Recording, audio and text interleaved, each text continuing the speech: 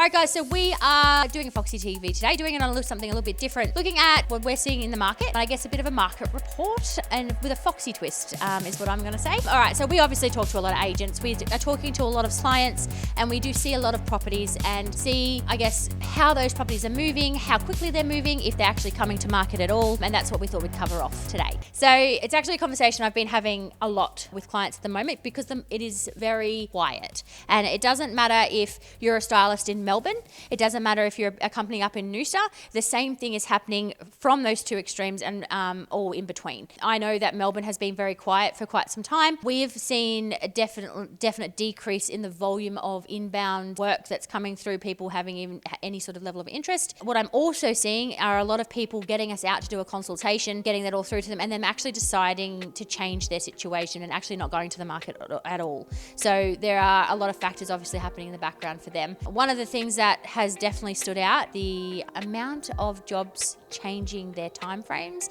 as in we have an install booked and then we are pushing it, we're postponing, and there's been a significant impact due to trades. Now, I just had a conversation with an agent from place in a city, Brisbane, and just about the level of the market at the moment, and he said, look, it's so quiet, you should be on holiday.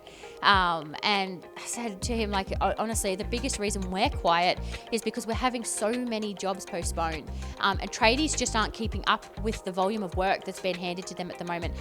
It's got to be down to the rain. I saw a stat the other day that's only been 2 sunny Saturdays all year. If that's actually accurate, can you imagine the impact that's had on trades who are actually trying to get jobs done, and when rain actually impacts them and the flow-on effect that it has for all the jobs that they've got booked in? I can only imagine how stressful that would be, and I'm definitely seeing the impact that that's causing to our clients at the moment. We today turned up to 2 jobs, and both of those jobs still had the painting happening. Unfortunately, they're confirming that it's all going to get done.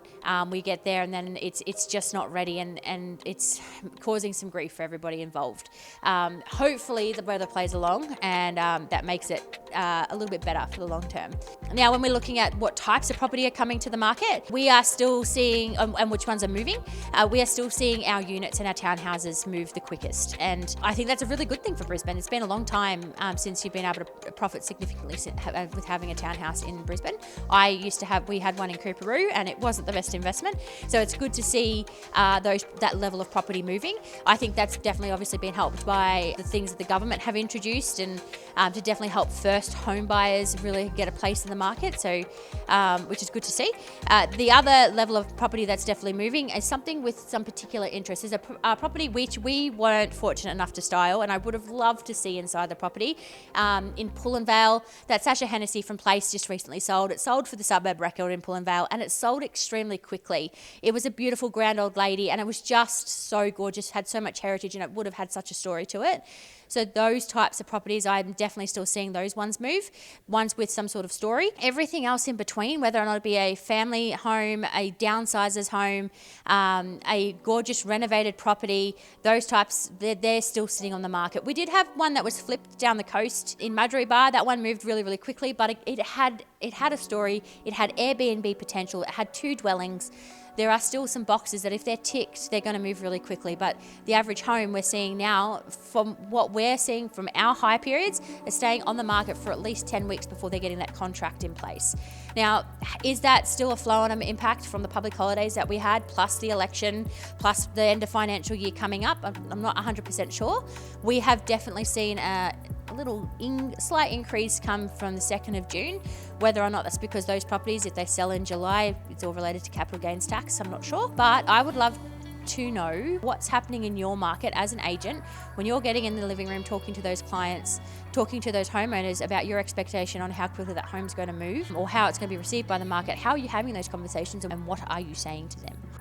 All right, guys, so since we've done a market update, why don't we do a styling update? They tend to go hand in hand. Let's talk about all the things that everyone's requesting, the styles that people are asking, are they actually wanting to have input, and then what trends are we actually seeing emerging and coming into those stores. All right, so if I'm looking back over the past 4 weeks, honestly, I could go back at least a year. The trend that is being requested, well, 2 trends that are being requested the most often by far by our sellers and our agents would definitely be encapsulated under what I would term earthy organic, or elevated coastal. Now, earthy organic, I'm seeing lots of leathers, lots of beautiful linens, but then really combining them with some robust, earthy, warm colors. So whether or not that is the tobaccos or the rusts, something that is more grounded and giving you the depth in the styling that we're producing.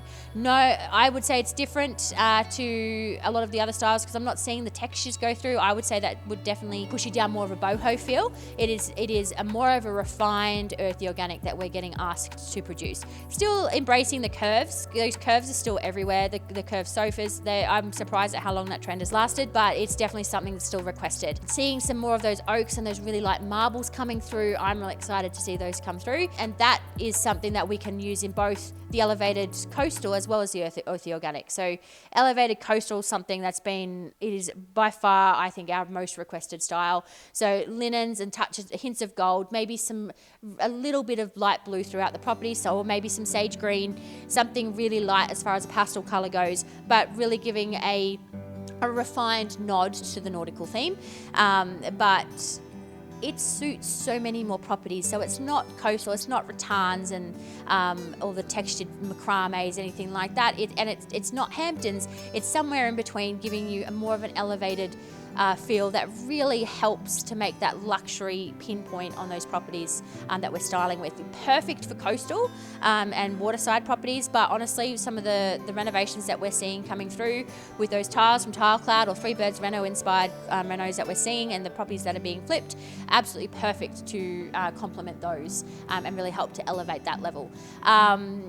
We, as a company, we don't take colour preferences from clients, so I can't actually speak as to whether or not clients are requesting a certain colour. Honestly, you go stand in a Dares and I would say your pastels and your earthy colours are still the standouts. They're still definitely taking up most of the space on those shelves, so they're a colour palette that won't go anywhere anytime soon. During COVID, definitely saw a flip to people requesting a work from home space. Now, work from home has definitely changed now that we're back post-COVID. Significantly post-COVID, with even like the NAB announcing last week that they're now telling all their employees that they have to return to work and no more working from home arrangements. So I would say that will take off the importance of us getting a study nook into a space. However, if I have the option between presenting a nook with a console table versus a desk, it makes sense every day of the week to get a desk in there because ticking that function is always going to be incredibly important. I have seen and I don't know if this is just due to the growth of our business or to the embracing of wellness within the community, but we are having an increasing number of homes have saunas and some sort of wellness vibe to them. We've just had one sell in Burbank that was an entire wellness retreat.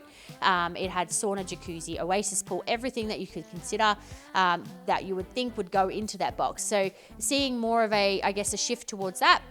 And we are definitely styling a lot bigger properties. So I definitely think that's more of a shift in our market, but also I think reflecting on how many of those bigger properties are coming to market. The prestige homes may have been held on to for quite some time, but they are moving now. So we're definitely seeing some of those shift. All right, so if I look at what might be on the shelves when I head down early July for the new season release, I do believe, and I've just purchased some from Globe West. I'm really excited to get them. They're in boxes downstairs. I haven't unboxed them yet. But seeing coloured piping, so beautiful linen sofas with coloured piping, same as the coloured piping on bed heads. I definitely like in the beautiful olive greens, maybe a little bit of a nice navy blue. Seeing that trend come through, I'm excited to see that. I do think we'll have more of that. I don't see the marble going anywhere or any of our earthy textures. So the sandstone, like the travertine, those pieces, even though they're incredibly heavy and probably not the biggest favourite for our team. I'm interested to see how long it is until we get back into the pop of colour. I'm a really big fan of a pop of colour.